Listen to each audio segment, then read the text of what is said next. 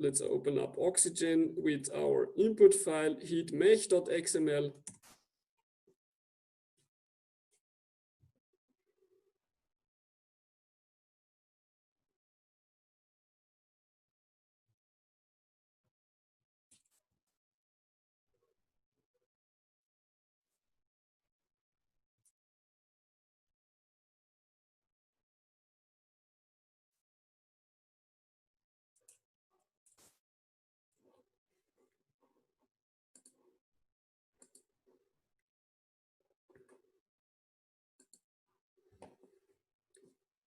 Here we have our input file for the simulation.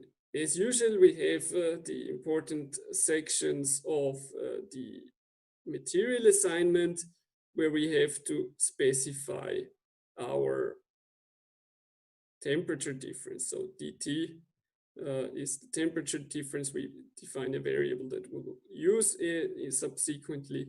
And also note that we have to specify thermal expansion tensor and so forth. In the material file, let's also open that up and have a look at it. So here we have the material named alu. We have specified density, Young's modulus, and the Poisson number. So we have an isotropic elastic material, and we have the thermal expansion, which is also assumed isotropic. And here we also define our reference temperature. This is important since this temperature is used to compute the delta T with the temperature used in from the thermal expansion analysis. And further, we have, of course, the material parameters for heat conduction, which are nothing new. So let's look at the sequence steps. We have one sequence step for the thermal expansion, or for the temperature distribution computation. And here we simply specify a temperature at the top and the bottom of the beam. So this simulation is basically only a temperature interpolation between these two boundaries, since we have a very simple geometry. What is important for the next analysis is that we output the temperature results, so heat temperature at all regions. We need them at the next sequence step. And here we have sequence step 2. We have a static mechanic analysis. We use plane stress state, given here in the subtype argument, to the mechanic PDE. And on the left-hand side, we have L fixed, so we constrain both the direction X and Y to 0. And we assume a right-hand side loading. So the input is thermal strain in the area S beam. So this is the name. And then the input is done via reading results from the sequence step beforehand.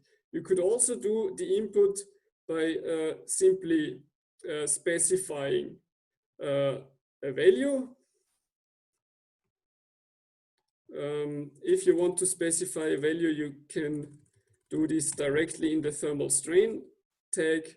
So here, when you specify value, you could directly specify a temperature that is used for the thermal expansion coefficient. For example, you could say y coordinate times 10, for example, and you would have a linear temperature distribution in the y direction assumed. So this, of course, is also possible in CFS.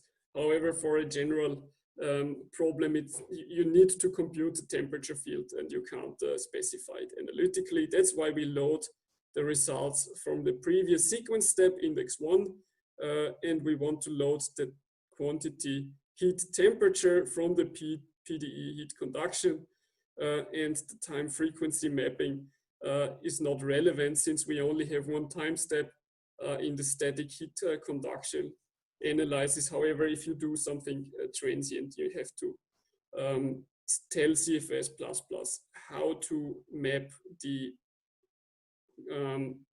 time values from the previous sequence step to the time of this sequence step. So that's why we need this time frequency mapping. And finally, we store some results: the mechanic displacement, the mechanical stress, and the mechanical thermal strain as an output. So we can save the input file and run the simulation.